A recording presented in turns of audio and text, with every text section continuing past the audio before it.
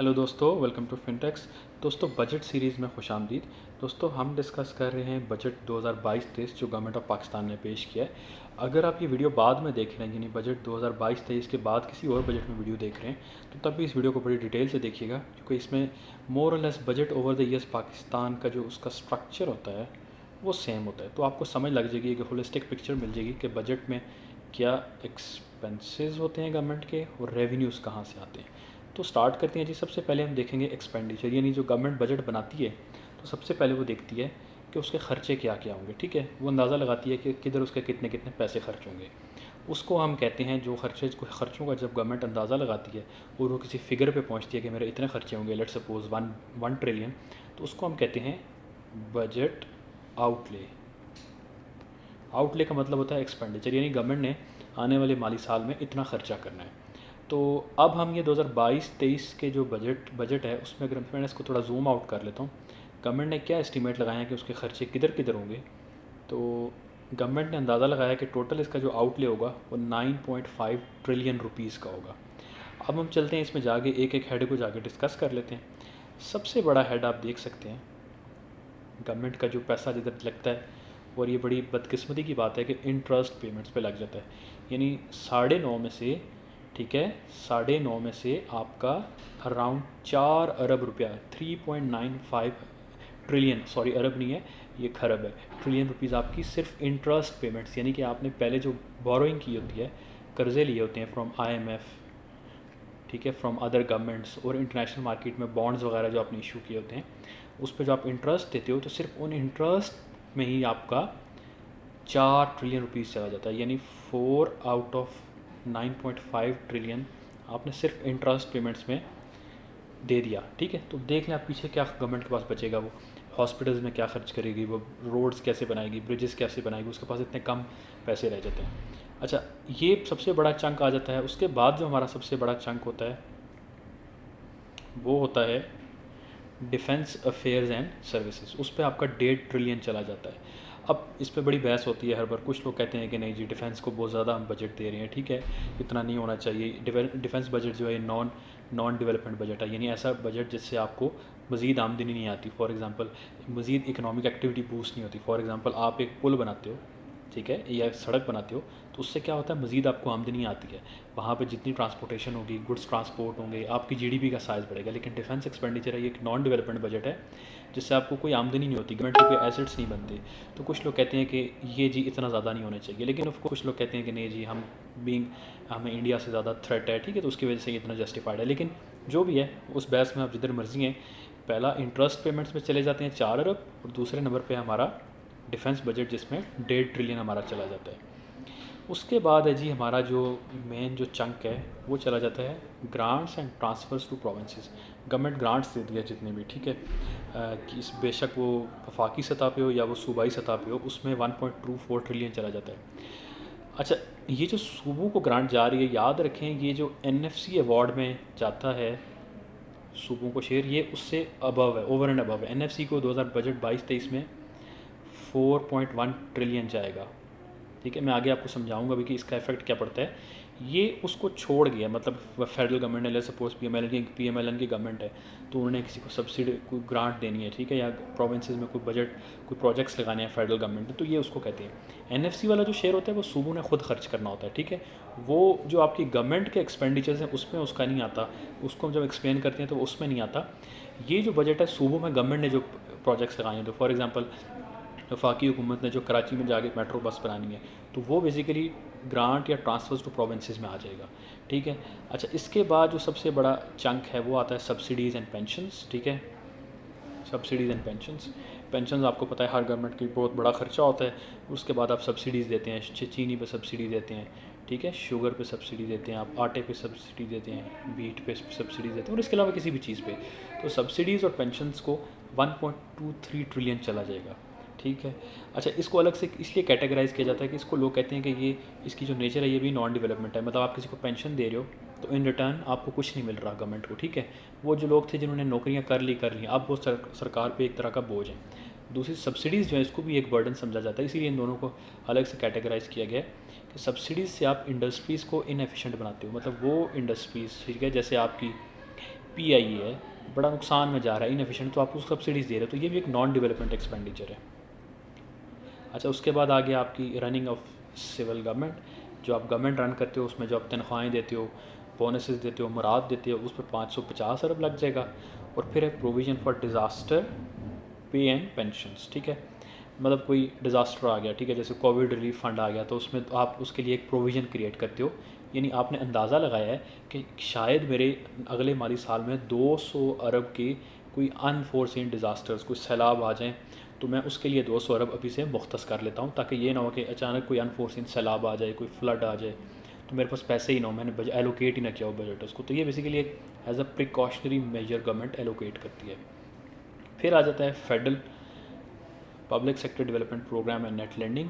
अच्छा, ये क्या होता है federal public sector development programme? ये वही है डेवलपमेंट प्रोग्राम, यानी आपने कोई ब्रिजेस बनाने हैं, ठीक है, रोड्स बनानी है, तो ये जो पब्लिक सेक्टर है ये उस पर खर्च होता है, पब्लिक सेक्टर डेवलपमेंट प्रोग्राम, और उसके लिए गवर्नमेंट ने 808 बिलियन रुपीज़ मुख्तस किए हैं, ठीक है।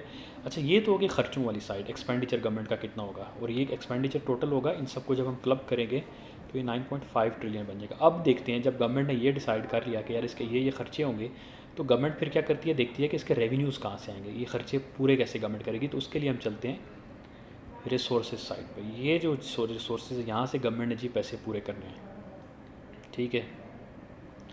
सबसे पहला जो बड़ा रिसोर्स होता है, ऑफ कोर्स जब आप कोई ख़र्चा करते हो तो उसका पाकिस्तान में और किसी भी मुल्क में क्या होता है, नेट रेवेन्यू रिसीट्स, ठीक है। आपकी जो गवर्नमेंट की आमदन होती है, गवर्नमेंट की आमदन दो तरीके से होती है, एक टैक्स रिसीट्स होती हैं, यानी जो FBR इकट्ठा करता है, उसमें आपका कस्टम्स ड्यूटी आ जाती है, सेल्स टैक्स आ जाता है, और इनकम टैक्स आ जाता है। ये आपकी जो रेवेन्यू रिसीट्स के दो कंपोनेंट्स होते हैं, टैक्स रिसीट्स, और टैक्स रिसीट्स में ये तीन चीज़ें आती हैं, और दूसरी नॉन टैक्स रिसीट्स, यानी नॉन टैक्स रिसीट्स वो गवर्नमेंट की इनकम होती है जो टैक्स के अलावा आती है। फॉर एग्जांपल, आप पासपोर्ट बनवाने लगे हो तो गवर्नमेंट आपसे फ़ी लेगी, आप सड़क पर ट्रैवल करते हो तो गवर्नमेंट आपसे टूल टैक्स लेगी, ठीक है। गवर्नमेंट के अगर कोई इदारे हैं वो प्रॉफिटेबल हैं, तो वो जैसे PIE अगर प्रॉफिट में होता तो गवर्नमेंट को वहाँ से पैसे आते, तो वो नॉन टैक्स रिसीट होती। इसी तरह गवर्नमेंट ने अगर पैसे किसी बैंक में रखे हुए हैं तो गवर्नमेंट को इंटरेस्ट आता, तो वो एक नॉन टैक्स रिसीट होती। तो ये दो जो सोर्सेज ऑफ रेवेन्यू हैं गवर्नमेंट के, यानी टैक्स प्लस नॉन टैक्स, उससे गवर्नमेंट को 4.9 ट्रिलियन मिलेगा, यानी कि अराउंड 5 ट्रिलियन मिल जाएगा। अब गवर्नमेंट के खर्चे कितने थे, वो थे 9.5 ट्रिलियन। तो आउट ऑफ टोटल 9.5 में से 5 ट्रिलियन जो है वो गवर्नमेंट के अपने रेवेन्यूज़ होंगे, यानी गवर्नमेंट की अपनी आमदन होगी जिससे वो 9.5 ट्रिलियन के खर्चे पूरे कर लेगी। अब आते हैं बाकी का पैसा कहाँ से आएगा, ठीक है। बाकी का पैसा आएगा,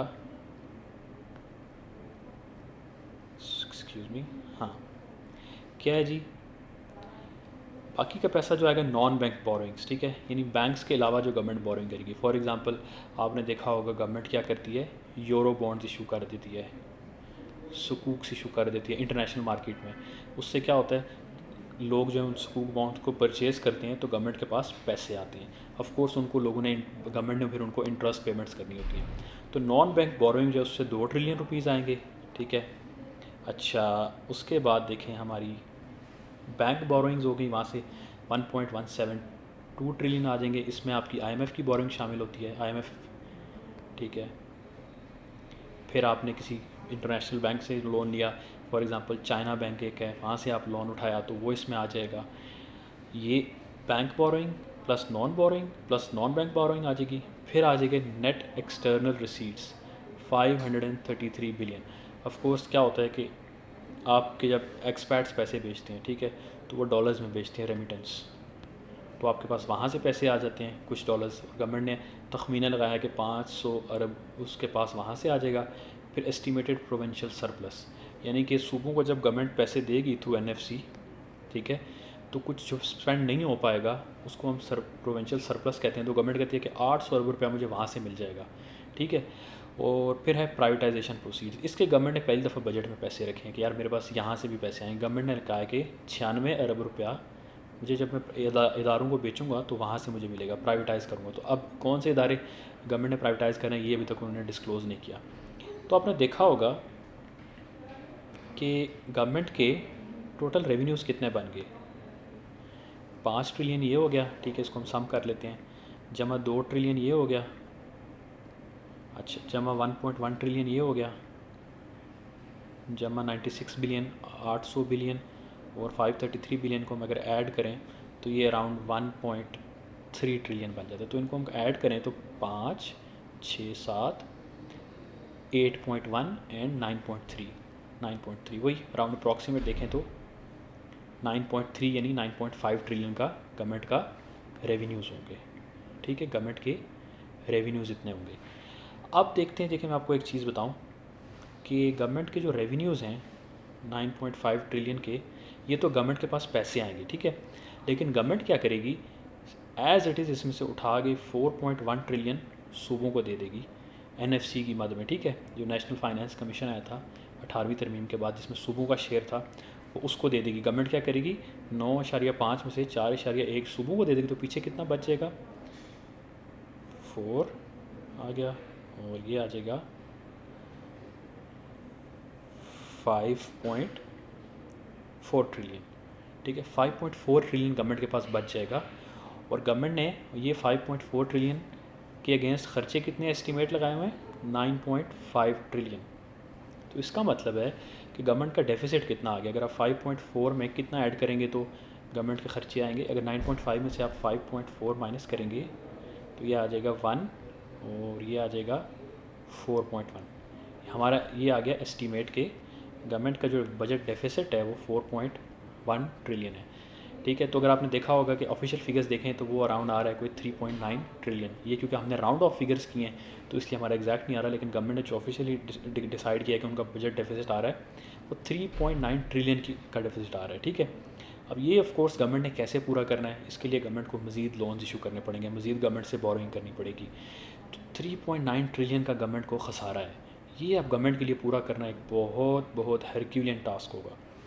तो आपने देखा रिसोर्सेज गवर्नमेंट के आए माइनस NFC का शेयर आ गया, तो जो बचेगा वो गवर्नमेंट ने एक्सपेंसेस 9.5 ट्रिलियन के मीट करने, और ये एक्सपेंसेस गवर्नमेंट ख़ुद नहीं मीट कर सकती। उसके लिए गवर्नमेंट का बजट डेफिसिट होगा, यानी 3.9 जो ट्रिलियन है उसका खसारा होगा। तो ये गवर्नमेंट फिर लोन्स वगैरह पकड़ेगी मार्केट में से और बैंक्स में से और उसको फाइनेंस करेगी।